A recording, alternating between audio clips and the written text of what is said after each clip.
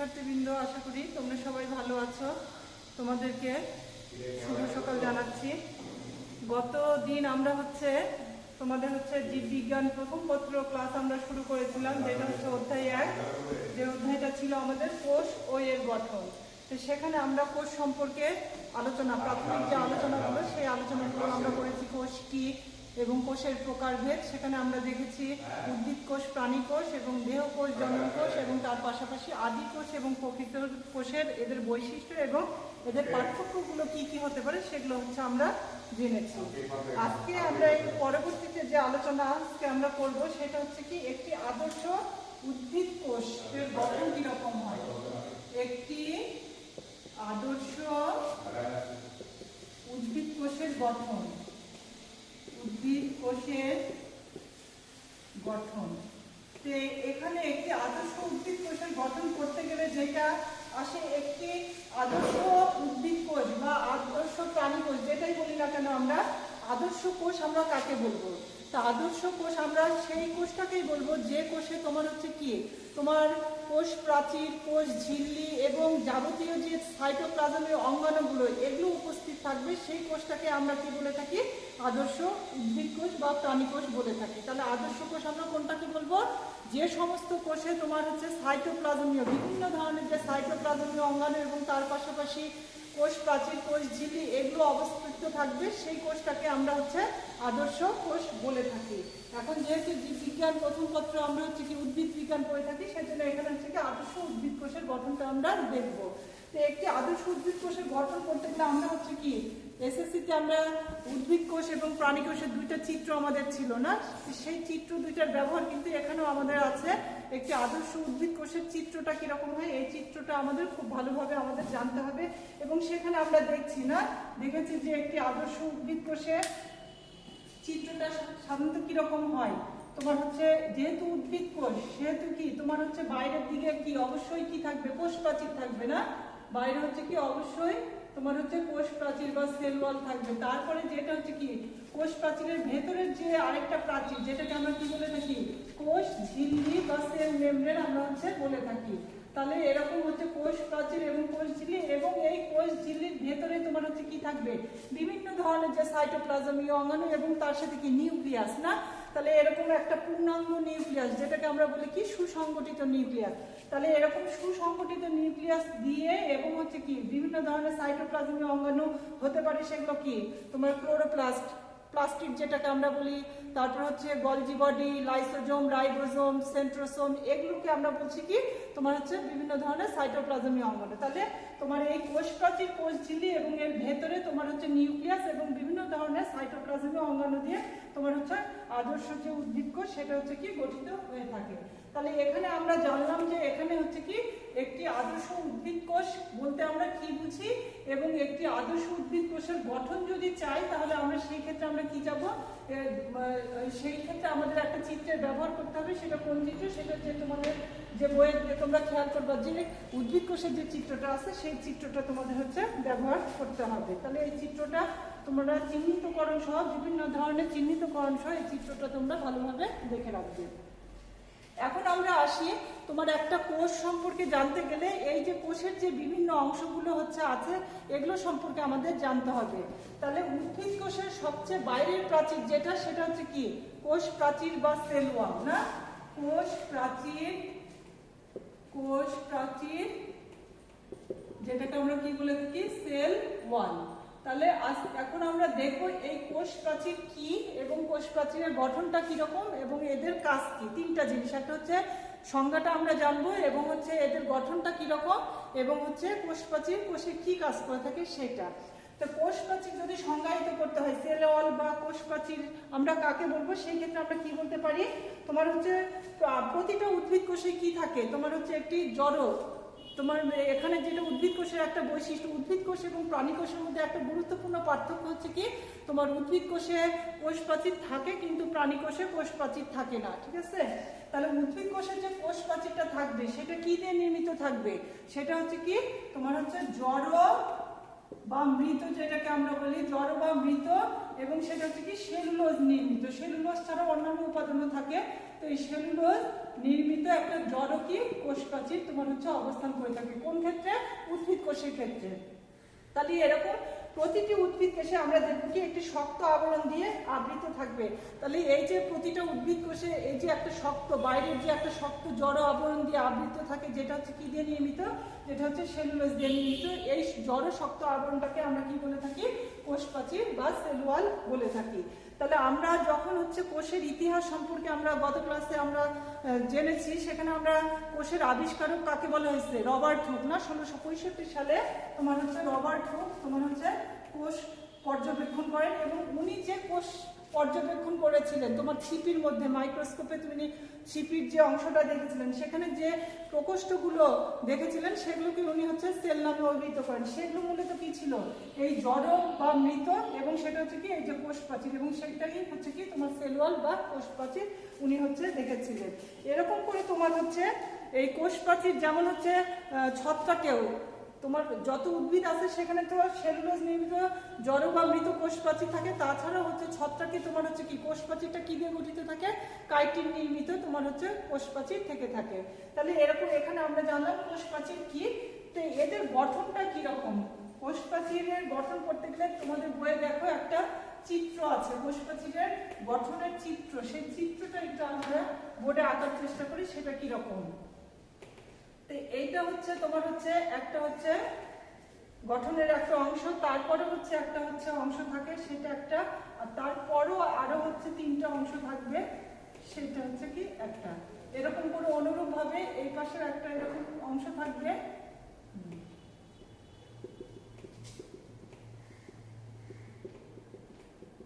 তাহলে এইটা হচ্ছে কি তোমার হচ্ছে একটা কোষ প্রাচীরের গঠনের চিত্র।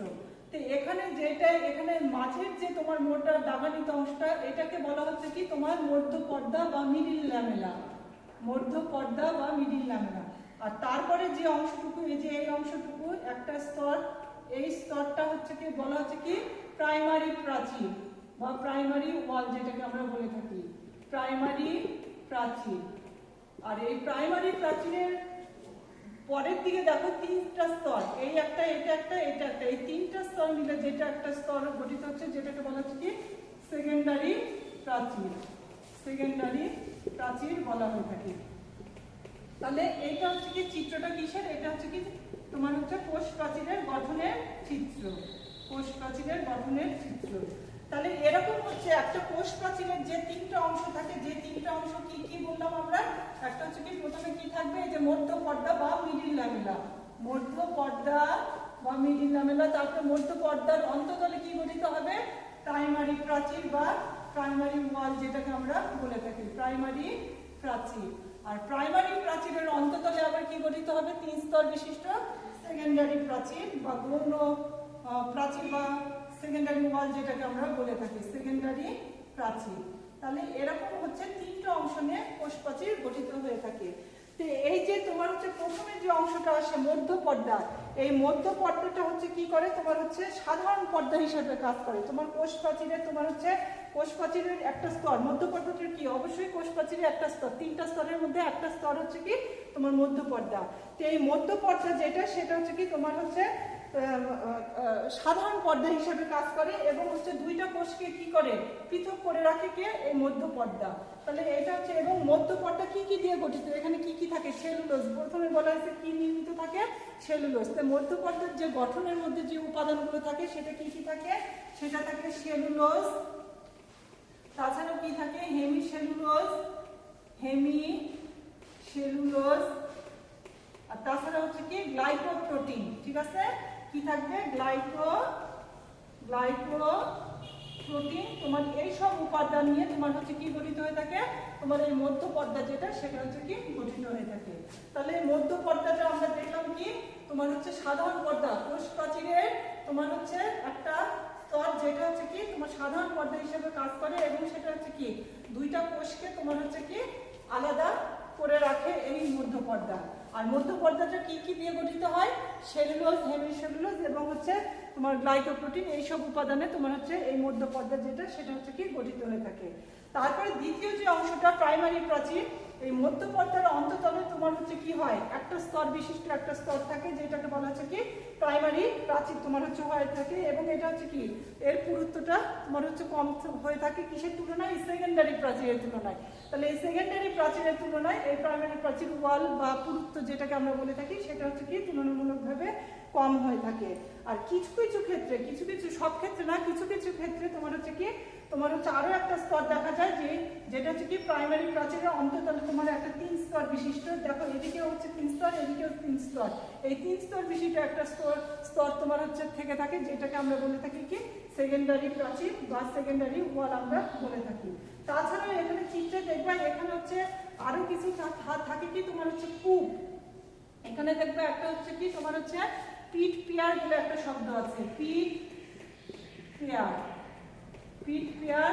আরেকটা অংশ আছে কি pit membrane, pit membrane, pit membrane. তাহলে এই দুইটা শব্দ আমরা দেখব। তো এখানে তো তোমরা কোষ প্রাচীর যে গঠন, এখানে কিন্তু গঠনটা শেষ না, এরকম গঠন আরো তোমার হচ্ছে আছে না। তাহলে এরকম হচ্ছে তোমার পিট পিয়ার যেটা, এখানে হচ্ছে কি কোনো শুধুমাত্র কি অবস্থান করে মধ্যপর্দা অবস্থান করে, এখানে কোনো প্রাইমারি ওয়াল বা সেকেন্ডারি ওয়াল থাকে না, শুধুমাত্র মধ্যপর্দা অবস্থান করে। এবং এখানে গঠনটা এরকম অনেকটা এরকম, যদি এটা মধ্যপর্দা হয় তো এখান থেকে তোমার হচ্ছে ওয়ালগুলো চলে গেল, ঠিক এই জায়গাটা তোমার হচ্ছে এই যে শুধুমাত্র কি অবস্থান করে মধ্যপর্দা, এই মধ্যপর্দাটাকে তোমার হচ্ছে বলা হচ্ছে কি পিট মেমব্রেন। তাহলে শুধুমাত্র এই মধ্যপর্দাটা যেখানে অন্য কোনো ওয়াল থাকবে না সেটাকে আমরা বলছি কি পিট মেমব্রেন, পিট মেমব্রেন বলে থাকি। আর এই যেখানে তোমার হচ্ছে পিট মেমব্রেন অবস্থান করে এখানে তোমার হচ্ছে কি তোমার হচ্ছে দুই দিকে তোমার বিপরীতে তোমার হচ্ছে কি এখানে একটা এখানে একটা না, তোমার হচ্ছে পিট অবস্থান করে, যেটা পিট অর্থাৎ কি গর্ত আমরা কূপ বলে থাকি যেটাকে, তো এটাকে বলা হচ্ছে কি পিট পিয়ার। তাহলে পিট মেমব্রেনে কি অবস্থান করছে তোমার পিট পিয়ার, অর্থাৎ কি পিয়ার মানে হচ্ছে কি জোড়া না, পিট জোড়া বা পিট পিয়ার যেটা সেটা অবস্থান করে। তাহলে এইটা হচ্ছে তোমার হচ্ছে তো একটা কোষ প্রাচীর বা সেল ওয়ালের গঠন। তাহলে কোষ প্রাচীর কি এবং গঠনটাও আমরা জানলাম, 3 স্তর বিশিষ্ট একটা মধ্যপর্দা, আর একটা হচ্ছে প্রাইমারি ওয়াল, আর এটা হচ্ছে কি সেকেন্ডারি ওয়াল।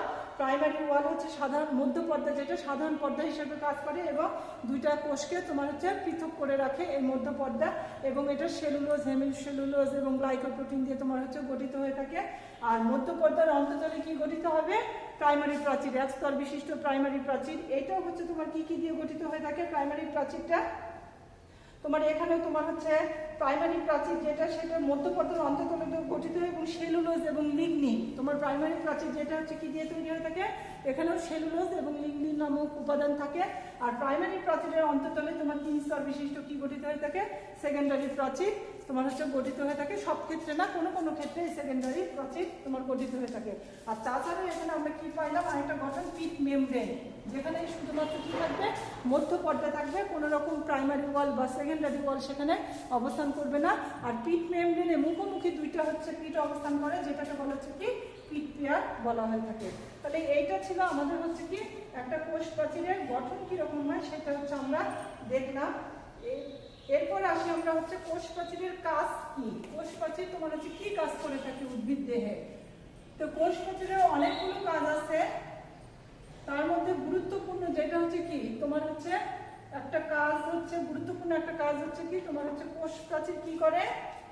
তাহলে এখন আমরা দেখবো কোষ প্রাচীরের কাজ, যেটা হচ্ছে প্রথম কাজ যেটা হচ্ছে কি কোষকে কি করে একটা ফ্রেম দেয় বা আকৃতি দেয় বা কাঠামো প্রদান করে না। তাহলে কি তোমার হচ্ছে আকৃতি প্রদান করা, এটা হচ্ছে কি কোষ প্রাচীরের একটা গুরুত্বপূর্ণ কাজ না, আকৃতি প্রদান।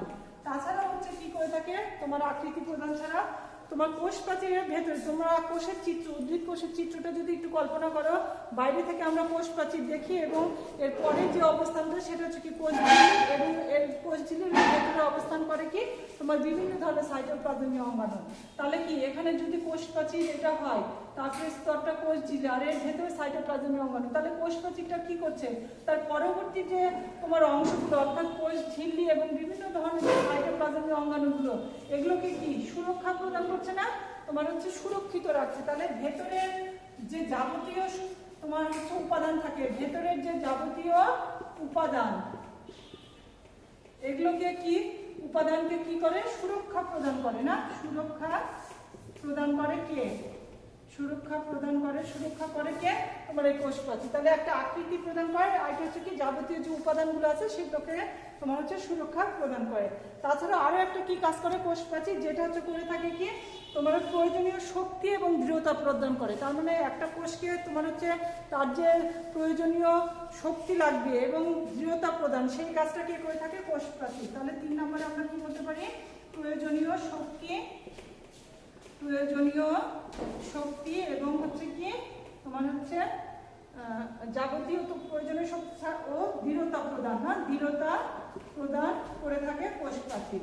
তাছাড়া হচ্ছে কি তোমার হচ্ছে পানি এবং খনিজ লবণ যে শোষিত হয়, পানি এবং খনিজ লবণ শোষণে তোমার হচ্ছে ভূমিকা রাখে কে এই কোষ প্রাচীর, যেটাকে আমরা বলে দিতে পারি কি পানি ও খনিজ লবণ শোষণে, পানি ও খনিজ লবণ শোষণে সহায়তা করে থাকে, না শোষণে সহায়তা করে থাকে।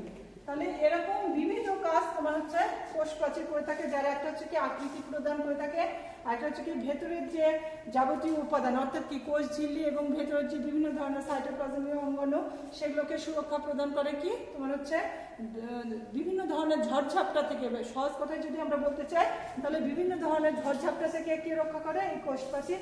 তাছাড়া হচ্ছে প্রয়োজনীয় কোষের যে প্রয়োজনীয় শক্তি এবং দৃঢ়তা প্রদান সেটাও করে থাকে কে কোষ প্রাচীর, এবং পানি এবং খনিজ লবণ শোষণে তোমার হচ্ছে কি সহায়তা করে থাকে। এবং কি করে কোষ প্রাচীর আরেকটা যেটা গুরুত্বপূর্ণ কাজ, আমাদের দেহ কি জীব দেহ অসংখ্য কোষ নিয়ে তোমার গঠিত, না তাহলে একটা কোষ থেকে আরেকটা কোষকে তোমার পৃথক রাখে কে এই কোষ প্রাচীর, না একটা কোষ প্রাচীরের পরে কি আরেকটা কোষ তোমার হচ্ছে অবস্থান করে থাকে, তাহলে কোষ প্রাচীর একটা কি পার্টিশন হিসেবে কাজ করে। তাহলে এরকম হচ্ছে কি তোমার কোষ প্রাচীর একটা কোষকে আরেকটা কোষ থেকে পৃথক রাখতে সহায়তা করে। তাহলে আজকে আমরা কোষ প্রাচীরের সংজ্ঞাটা দেখলাম এবং কোষ প্রাচীরের গঠনটা জানলাম এবং হচ্ছে কোষ প্রাচীর কি কাজ করে থাকে সেটা দেখলাম। এরপর চলে আসি আমরা কোষ প্রাচীরের পরবর্তী অংশে, যে অংশটা আসবে সেটা হচ্ছে কি প্রোটোপ্লাস্ট সম্পর্কে আমরা একটু আজকে জানবো। প্রোটোপ্লাস্ট তাহলে এরপরে যেটা কোষ প্রাচীরের পরবর্তীতে আমরা যে জিনিসটা জানবো সেটা হচ্ছে কি প্রোটোপ্লাস্ট। প্রোটোপ্লাজমের নাম আমরা শুনেছি না, তো সেই প্রোটোপ্লাস্ট করলে আমরা হচ্ছে প্রোটোপ্লাজম সম্পর্কে জানবো। যে প্রোটোপ্লাস্ট কোনটাকে আমরা বলবো, কোষ প্রাচীরের ভেতরে, কোষ প্রাচীর দ্বারা পরিবেষ্টিত ভেতরের যে সমুদয় অংশটা, তার মানে কি কোষ ঝিল্লি আছে, বিভিন্ন ধরনের সাইটোপ্লাজমের অঙ্গাণু আছে, না তাহলে এই কোষ প্রাচীর দিয়ে পরিবেষ্টিত তোমার ভেতরের যে সমুদয় পদার্থ, সেই সমুদয় পদার্থটাকে বলা হয়ে থাকে কি প্রোটোপ্লাস্ট বলা হয়ে থাকে। এবং এটা হচ্ছে কি, এটা হচ্ছে যেটা হচ্ছে কি তোমার হচ্ছে এটা কোষ প্রাচীর এবং কোষ ঝিল্লির মধ্যে একটা গুরুত্বপূর্ণ পার্থক্য করতে দেয়। তোমার কোষ প্রাচীরের সাথে কোষ ঝিল্লির পার্থক্য, কোষ প্রাচীরের ক্ষেত্রে আমরা কি দেখছি, কোষ প্রাচীরে সেটা কোষ প্রাচীরের গঠন যেটা সেটা হচ্ছে কি জীবিত না মৃত, সেটা মৃত বা জড় কোষ প্রাচীর আমরা বলছি না। কিন্তু যখন আমরা হচ্ছে প্রোটোপ্লাস্টের কোষ ঝিল্লি করতে যাব, কোষ ঝিল্লি, তখন যেটা আসবে কি সেটা হচ্ছে কি সজীব, না সজীব। তাহলে এই প্রোটোপ্লাজম যেটা বা প্রোটোপ্লাস্ট যেটা সেটা হচ্ছে কি সজীব না নির্জীব, সেটা হচ্ছে কি সজীব। এবং সেটা কি দিয়ে বেষ্টিত থাকে, সেটা অবশ্যই কি কোষ প্রাচীর দিয়ে বেষ্টিত থাকবে। তাহলে প্রোটোপ্লাস্ট আমরা কোনটাকে বলবো, এই কোষ প্রাচীর দিয়ে বেষ্টিত তোমার সমুদয় পদার্থটাকে আমরা বলা হচ্ছে কি প্রোটোপ্লাস্ট। এবং সেটা হচ্ছে কি দুই ধরনের, একটা হচ্ছে কি সজীব প্রোটোপ্লাস্ট আর একটা হচ্ছে কি নির্জীব প্রোটোপ্লাস্ট বা অপ্রোটোপ্লাজমীয় উপাদান বলা হয়ে থাকে। তাহলে দুইটা অংশ, একটা হচ্ছে কি সজীব প্রোটোপ্লাস্ট আর আরেকটা হচ্ছে কি নির্জীব প্রোটোপ্লাস্ট, না নির্জীব প্রোটোপ্লাস্ট। তাহলে এই দুইটা অংশে আমরা হচ্ছে কি ভাগ করতে পারি। এখন যেটা হচ্ছে কি প্রোটোপ্লাজম, যেটা হচ্ছে প্রোটোপ্লাস্ট বললে সেখানে চলে আসে একটা শব্দ কি প্রোটোপ্লাজম। তো প্রোটোপ্লাজম আমরা কোনটাকে বলবো সেটা আমরা একটু দেখি। কোষের যে অভ্যন্তরে, তোমার কোষের অভ্যন্তরে প্রোটোপ্লাজমের কতগুলো বৈশিষ্ট্য আছে, সেটা কি কি বৈশিষ্ট্যগুলো, একটা হচ্ছে কি তোমার সেটা হচ্ছে কি স্বচ্ছ বা অর্ধ স্বচ্ছ যেটাকে বলে থাকি। আরেকটা বৈশিষ্ট্য হচ্ছে কি আঠালো, না আঠালো। এটা হচ্ছে কি 3 নম্বর, যেটা হচ্ছে কি জেলির ন্যায়, ঠিক আছে। আর হচ্ছে আরেকটা কি কলয়ডাল ধর্মী, কলয়ডাল ধর্মী। তাহলে এটা হচ্ছে কি, এগুলো হচ্ছে সবগুলো হচ্ছে কি একটা প্রোটোপ্লাজমের বৈশিষ্ট্য। তাহলে তোমার কোষের অভ্যন্তরে স্বচ্ছ, আঠালো এবং জেলির ন্যায়, যেটা হচ্ছে কি অর্ধতরল। জেলির ন্যায় মানে কি সেটা আমরা জানি, একটা জেলি কিরকম হয় না জেলিগুলো, তাহলে এরকম হচ্ছে স্বচ্ছ, আঠালো এবং জেলির ন্যায়, সেটা হচ্ছে কি অর্ধতরল এবং সেটা হচ্ছে কি কলয়েডাল ধর্মী। এরকম এই গঠনটা যেটা থাকে সেটাকে আমরা বলে থাকি কি প্রোটোপ্লাজম বলে থাকি। তাহলে প্রোটোপ্লাজমের সংজ্ঞাটা জানলাম। আর প্রোটোপ্লাজমের যদি বৈশিষ্ট্য চাই তাহলে এই সংজ্ঞাটার মধ্যেই প্রোটোপ্লাজমের বৈশিষ্ট্যগুলো আছে। সেটা কি কি, সেটা হচ্ছে স্বচ্ছ বা অর্ধস্বচ্ছ যেটাকে আমরা বলে থাকি, আঠালো এটা একটা বৈশিষ্ট্য, আর সেটা হচ্ছে কি জেলির ন্যায় অর্ধতরল এবং সেটা হচ্ছে আরেকটা কি কলয়েডাল ধর্মী, এবং আরো কিছু বৈশিষ্ট্য আছে, সেই বৈশিষ্ট্যগুলো আমরা হচ্ছে আস্তে আস্তে জানবো। তো এটা প্রোটোপ্লাজম কি এবং প্রোটোপ্লাজমের বৈশিষ্ট্যগুলো কি কি, দুই ধরনের বৈশিষ্ট্য, একটা হচ্ছে কি রাসায়নিক বৈশিষ্ট্য আর একটা হচ্ছে কি তোমার হচ্ছে ভৌত বৈশিষ্ট্য। এই দুই ধরনের বৈশিষ্ট্য আমরা দেখে থাকি। তো ভৌত বৈশিষ্ট্য যেগুলো আমরা এতক্ষণ বললাম না, ভৌত বৈশিষ্ট্যের মধ্যে সেগুলো করে থাকে কি কি বলা হলো, সেটা হতে পারে কি অর্ধস্বচ্ছ, বর্ণহীন, তারপরে আঠালো, জেলির ন্যায়, এগুলো একটা বৈশিষ্ট্য। তাছাড়া হচ্ছে কি তোমার হচ্ছে এটা হচ্ছে কি পরিবেশ অনুযায়ী, প্রশস্ত পরিবেশ অনুযায়ী, যেটা বলা হচ্ছে কি অবস্থা বুঝে ব্যবস্থা না, তাহলে এরকম প্রশস্ত পরিবেশ অনুযায়ী সেটা হচ্ছে কি তোমার হচ্ছে জেলি থেকে তরলে এবং পরবর্তীতে আবার কি তরল থেকে জেলিতে রূপান্তরিত হতে পারে। তাহলে এটার একটা বৈশিষ্ট্য হচ্ছে কি তোমার প্রশস্ত পরিবেশ অনুযায়ী সেটা হচ্ছে কি জেলি থেকে তরলে এবং পরবর্তীতে আবার কি তরল থেকে জেলিতে তোমার হচ্ছে রূপান্তরিত হতে পারে। তাহলে এটা হচ্ছে কি একটা বৈশিষ্ট্য প্রোটোপ্লাজমের। তাছাড়াও এদের যে তোমার হচ্ছে আপেক্ষিক গুরুত্ব, প্রোটোপ্লাজমের যে আপেক্ষিক গুরুত্ব সেটা হচ্ছে কি পানি অপেক্ষা বেশি। তাহলে প্রোটোপ্লাজমের আপেক্ষিক গুরুত্ব যেটা হচ্ছে কি পানি অপেক্ষা কম না বেশি, পানি অপেক্ষা বেশি হয়ে থাকে, পানি অপেক্ষা বেশি হয়ে থাকে, পানি অপেক্ষা বেশি। আর আরেকটা যেটা বৈশিষ্ট্য আমরা জানবো সেটা হচ্ছে কি তোমার হচ্ছে কিছু কিছু ক্ষেত্রে, অর্থাৎ উত্তাপ, অ্যাসিড এবং অ্যালকোহলের প্রভাবে এরা কি হতে পারে, এই প্রোটোপ্লাজমের যেটা একটা ধর্ম প্রকাশ করে সেটা হচ্ছে কি জমাট বেঁধে যায়। তাহলে কিছু কিছু ক্ষেত্রে তোমার কিছু কিছু উপাদানের প্রভাবে সেগুলো কি কি হতে পারে, উত্তাপ, তারপরে অ্যাসিড এবং অ্যালকোহলের প্রভাবে এগুলো হচ্ছে কি প্রোটোপ্লাজমটা কি করতে পারে, জমাট বাঁধতে পারে। তাহলে এগুলো হচ্ছে তোমার হচ্ছে কি প্রোটোপ্লাজমের কোন ধরনের বৈশিষ্ট্য, ভৌত বৈশিষ্ট্য।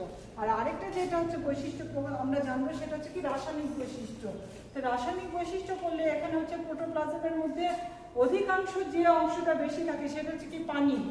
প্রোটোপ্লাজমকে কি বলা হয় থাকে, জীবনের ভৌত ভিত্তি বলা হয়ে থাকে। এবং রাসায়নিক উপাদান যদি আমরা খেয়াল করি তাহলে সেখানে আমরা দেখবো এর অধিকাংশ উপাদানই কি তোমার পানি, প্রায় হচ্ছে পরিমাণ হচ্ছে কি তোমার 70 থেকে 90 ভাগ সেটা কি থেকে থাকে, পানি তোমার হচ্ছে অবস্থান করে থাকে।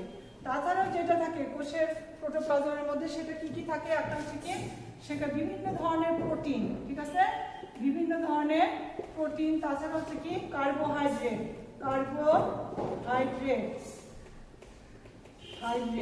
আর তাছাড়াও কি লিপিড। তার মানে কোষের মধ্যে এগুলো কি অবস্থান করে থাকে না।